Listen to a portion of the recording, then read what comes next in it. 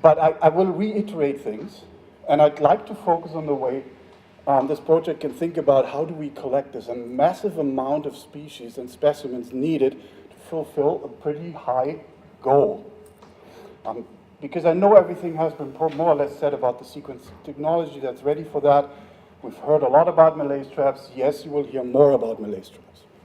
But approaching it from an idea that is ecoregions and from a Canadian perspective, because we've done in a very tiny bit of Canada a bit of a study. So let's look at the world map. So there's one of the few, couple of maps you can find when the world is divided up. Here you're looking at the terrestrial ecoregions as Olsen et al. Pointed it out in 2001.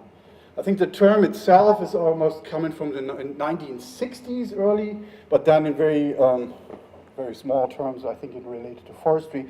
If I take one textbook definition, what an ecoregion is supposed to be, ecoregions are relatively large areas where the probability of encountering different species and communities at any given point remains relatively constant within an acceptable range of variation. Just when you take that acceptable range of variation, I'm going to get a little anxious when I compare my stuff from Canada to Dan's Costa Rican perspective. My entire scales are off. So let's have a closer look at North America, or in particular, Canada. Oh, the animation didn't work as it should. So Canada has, I think, 13 ecoregions. That's about what we have. And you're looking at these vast landscapes, second largest of the country, and you would have, if you follow that definition, you would expect then that these monstrous regions, I hope you can see that from the color, this is entire, so that's one of the regions, and just for the tourist's sake of time, you are here, somewhere down there. And quite honestly, I'm talking about sampling in about this little bit of Canada, covering 3 ecoregions. There's a bit of confusion in Canada from official authorities about what an ecoregion and an ecozone is supposed to be. They use them interchangeably, so it's a little tricky. I guess that has more to do with the bureaucracy behind it than rather really a concept with that. But why am I looking at this from this perspective? So we did try to think of how do you collect a large number of things, as many as possible with one instrument, and cover as much of the biodiversity possible. You cannot go out and plaster the planet with malaise traps in a 1 meter distance from each other. So you have to find smart ways of trying to distribute your instrument. And I have to say that anytime when I use malaise traps here as an example, it's a placeholder. Take pitfall traps. Go in the marine area and take an arms or whatever you find there. The approach is similar. I'd like to convey the message that there are certain problems these methods all share. So what did we do early? Well, we had something like the Canadian National Parks program. I hope you can see those because some of my slides are a little too bright in color to see the difference. But just to give you an idea, so we went out and placed malaise traps in national parks in Canada. You've seen this vast area. It covered a few of the ecoregions for sure, but this is, as most of the time, what I call opportunistic sampling. You go where there's infrastructure. You go where you can go, where you can place a trap. In the case of a malaise trap, where you can go out and service it at least once a week, or every other week. You can do that as well. So you adapt a little bit to what's out there. You cannot go to every place in Canada and just drop one. That would be ideal, to drop it from a plane and collect it later on after one season. We also did that when we said, okay, what about the rest of Canada that is not protected in a national park, in an area that is very pristine? Well, you can also go into more urban places. And Dan mentioned that as well with the school kids in Costa Rica. We did the same thing here. We gave schools, for a short period of time, traps and had them collecting. Over there, you see one of the posters. So we had about 60 schools every year involved in that project. And you collect a massive amount of things. And surprisingly, who would have thought, in a very small region, initially in Ontario and then later on in Canada, these kids collected, to what we've done before, 1,400 additional bins, which we have never encountered before. Not even Paul, who collects in his backyard for I don't know how many decades. So there's added value all the time whenever you place these traps. And then we did in 2014, we narrowed the focus to Ontario. I shouldn't say Ontario, because most of our traps were actually in this bit of Ontario. But the one thing is, when you look for ecoregions, it's pretty much everything the same ecoregion, that boreal or Ontario shield. It's one thing. Yeah, large forestry. The problem in collecting, when I say opportunistic sampling, most of these areas, you can't go. There's no road leading to it, nothing. You really have to have that plane approach, drop it in and come back, hope for the best. So we collected a lot in this highly populated area and placed traps in provincial parks as many as we could. I think in total we had 52. And the data, or the data we extracted by using both sequencing approaches in terms of high throughput sequencing, so 250,000, if you remember in Paul's talk, using the sequel, so the direct approach to a reference library, while 750,000 sequences were obtained through a more meta-barcoding-like thing using the S5 platform in the house. That was also a trial to compare the two methods, how do they perform, and how much does one cover that the other one has, or vice versa. And also to see how capable are we ourselves in doing that in a very short period of time. Because if you want to scale up, you have to prove that you can do that very quickly, and then you get all dense specimens for the next 10 years, so you have to do the same on a much higher scale. So, just quickly, you heard that before, it's about 25,000 bins. I'm not saying they were all new. There was a lot of things, especially when you do the meta-barcoding thing, the 750,000 sequences. Those were rediscoveries. But it's a proof of point, because you can say, we are now at a point where we can safely do, at least in our region where we play around for already 10 years at least, we can do monitoring. And we could put labels to it. We know these species. We've encountered them many times before. We build a reference library that has a reasonable size to make informed, estimates, and you can come up with parameters you can actually monitor a change. Those are the weather stations. We set sort of the physical parameters you need to measure temperature for biodiversity. So, one thing we discovered very quickly, and that speaks for that ecoregion approach, if you try to correlate geographic distance with similarity, that's a huge mess and a very, very low correlation, if at all. Meaning, two traps that are closer to each other don't necessarily have more overlap than two that are further away from each other. Not a big surprise. Okay, Dan probably has to just get rid of the K there, because in your case, that's more meters in scale than kilometers. But for our Ontario purpose, I don't know if you even can see the outline of southern Ontario here. We're somewhere here. So just a simple grid approach saying, go 100 kilometers this way and you find something new is probably not working in that case. This shows that clearly. And even more so, if you try to look at ecoregions, how our samples actually correspond in terms of similarity with the ecoregions we're looking at. So there's three, as I said. So there's the Ontario Shield, which is that huge, vast area for the rest of Ontario. Then we collected the Lake Simcoe, Rideau, and then where we are right now, the Lake Erie, Lake Ontario. This one is the most densely populated area of Canada. Most Canadians live here. And it's also one of the very highly used areas in terms of agriculture. So you would expect there's differences between them when you look at the species composition in all your traps.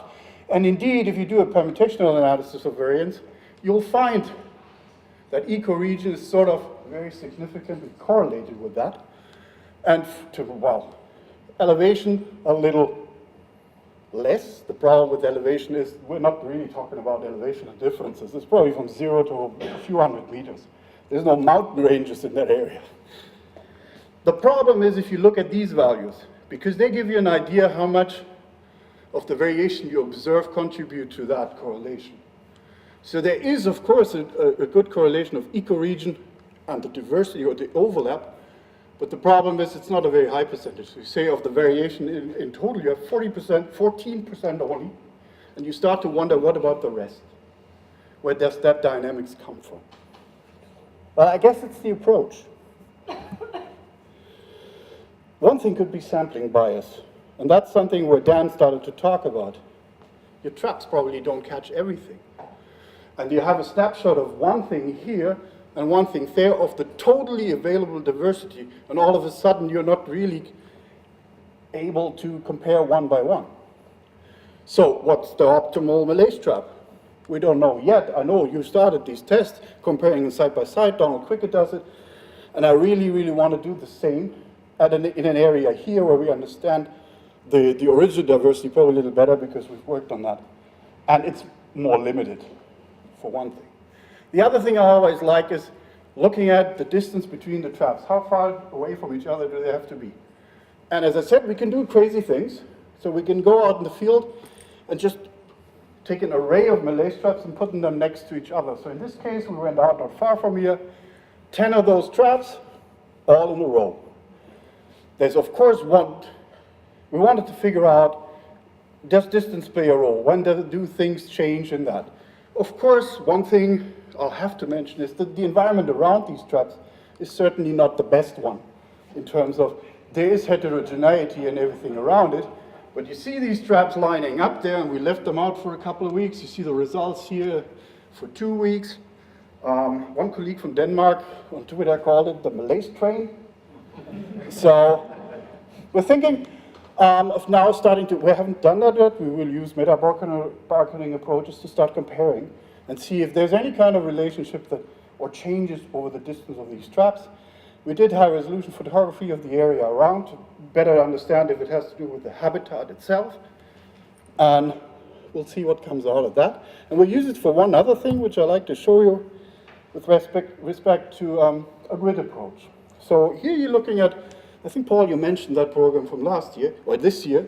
We were out collecting in 2 of the ecoregions. So we left the shield out, 2, and then collected in the other 2.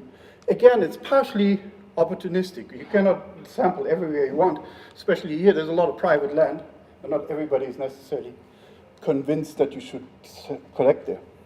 But when you do these grid samplings, you could do several things. You could, and I try to be quick here, you could start looking at regional diversity. This is what the school malaise trap program did, and we compared 2 seasons here and looked at how densely or how large is the diversity in these grids in different regions. Or, that's something we did in last year. We've collected on agricultural fields and experimental fields here in collaboration with the Ministry for Agriculture in Ontario. We used a specific trap called the SLAM trap. That is what? Sea, land, air, malaise trap. It's a square area they're on, and they're compartmentalized. So you have 4 compartments with 4 bottles. So each compartment has a bottle, which means you can bring in directionality. You can align them with cardinal directions, and then see if there's any influence in there. The compartments are theoretically separated from each other. And we put those into these fields. So 5 of those traps all of a sudden give you 20 sampling points and 20 bottles a week. And you can, what we try to do with that, a student of mine, actually a pretty bright undergrad student, I don't know if you can ever see that. No, you can't, huh? Can anybody see that here? Unfortunately not. So what you should see there, I see it in front of me, is a map that models the diversity between those traps. So we're looking at species richness as we count it in the individual bottles, and we developed algorithms, 2 different approaches, to model the space in between on a square meter range. So we're trying to predict how many species will you obtain if you move your trap towards the other at any given point. That's the idea. That malaise train and a few other experiments this summer are our reality check. We go back, we predict, and we see if it's really true, or at least we know it will be not exact. It's biology. But see the variation and how much it is realistic. But extrapolate that. You can all of a sudden build these maps. And the idea of that thing you can't see was actually showing you an animated GIF over an entire season and how it fluctuates over the season, how the colors of a heat map change when you look at the entire season. Or, that was an exercise of digging out literature. We heard a lot about family level assignments and how far we can go with that. We went further and said, why don't we just take that in terms of one category of a functional approach, trophic groups. Very coarse in one set, what is a herbivore, what are predators, and so on.